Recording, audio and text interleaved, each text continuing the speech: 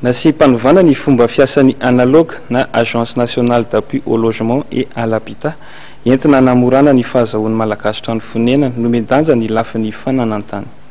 Manomboka izao dia hifantoka tanteraka amin'ny fandavorariana amin'ny fikarakarana ny atota taratasy momba fananantany ny asan'ny analogue na ny Agence nationale d'appui au logement et à l'habitat.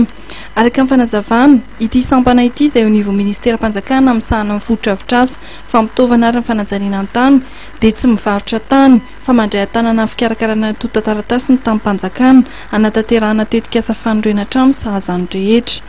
Tetika asa fanondrenana izay mety volavolain'ny olon-tsotra na ny sehatra tsy miankina na ny fanjakana. Io no anosan'ny fanovana eto mitantana vaovao ny analogue Andriamatoa Désiré Ranarsoa. Ny fanaovana trano mitohy fa fomba fanaovana azy mihitsy mitovy an'ilay teo.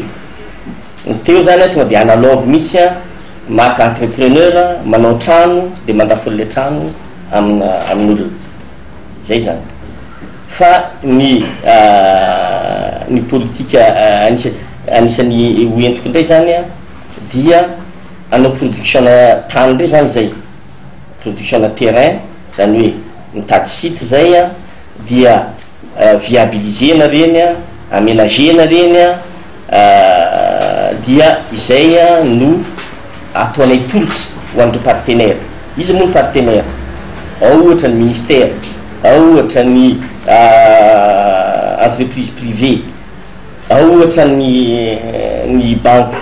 Zany hoe raha manana vahoaka ny tirage trano izy io ny terrain manaova trano amin'io ary fa io efa viabilisé io efa ny inona moa ty ny efa mahazo titre le olona amin'io tsy andany vola amin'izany intsony izy efa hoboroniena ny taniny fa zareo manao ny trano amin'ilay izy ohatr'izay zany.